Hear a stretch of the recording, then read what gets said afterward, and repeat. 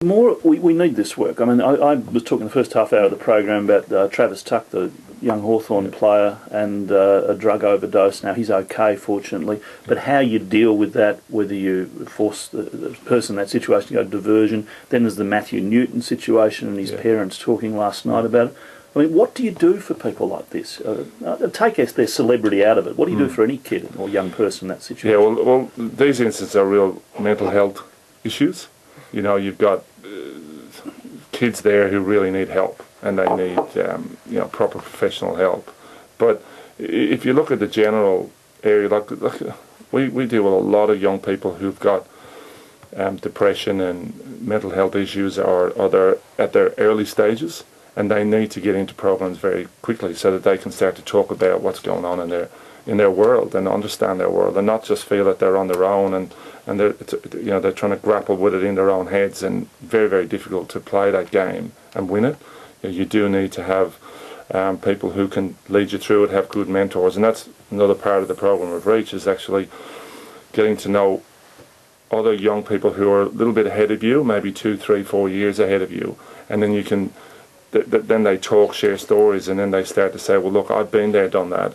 Like, we've got a young guy just outside here, Dane, and he's been through tough issues with parents who had drug addictions and so forth, and alcoholics and all that, and he's been able to go through that, come out of it the other end, and then so when he sits with the kids like that who have to go through that kind of a background, then they can relate, and they're not trying to push it, or not trying to say, I told you so, or just to take it easy, step at a time, and then look at other avenues that they can then understand their issue that they're dealing with, because they're all a little bit different. This is your passion, isn't it? Oh, of course it is. Yeah.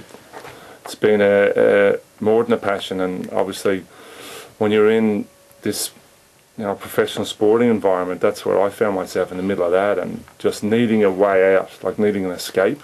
And in the mid-90s, when we started Reach back in '94, it was the best thing for me just to get away from all that, because a lot of it's false in that environment. I was going to ask you about that, because Jeff Kennett says he views his players as his children, and he worries about them. And I said that night he worries what they're up to. You're a lot younger than Jeff, but do you have the same sort of attitude towards the Melbourne players? Oh yeah, look, I sat down with all the players at the end of last week on the Thursday, and I do it regularly, every probably 8 weeks, sit down, the whole group, and just talk to them about the next stage of their development. And obviously just before the end of the season, they need to hear the message. They need to know that over the next 6 weeks, you're a footballer, you represent the football club, and you do it 100% of the time. It's not a 80%, 90% job that you've got.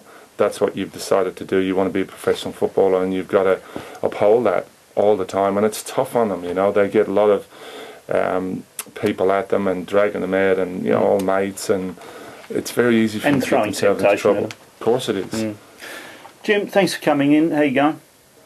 Yeah, Head shaved? Not too bad. Oh yeah, I've got a little bit of stereotactic radiation, so it burns holes around your head, so your hair falls out in little patches, which is not a good look. So back to shaving again. Well, good luck. We're all with you, but Collingwood supporter, and you're taking $1 million from them. Oh, it's great. That's the best part of it, I think. we actually when we had the meeting at Treasury Place, it was about 3 months ago, and I met with Jim and Cameron, and so we talked about this, and we talked about Melbourne too, didn't we? Yeah. But we haven't quite resolved Melbourne yet, but we're on the way. No, they want some money off us, but. Oh yeah, that's a good idea. Club, yeah, that's right. So, we'll work off. Well, we need a training ground. We're the only club now that's. I didn't want a budget bid on air. Come on. Yeah, but it's not ours. Can't we get one down at the Docklands? Oh, we'll get Robert Doyle on side. But no, we're working on something down at Docklands at the moment, and we've got a lot of big urban. And so I just mentioned that it's very important to understand how even-handed I am. So we've given money to all of the clubs, probably more to Geelong than anybody else, but we've tried to be quite even-handed. And if Eddie was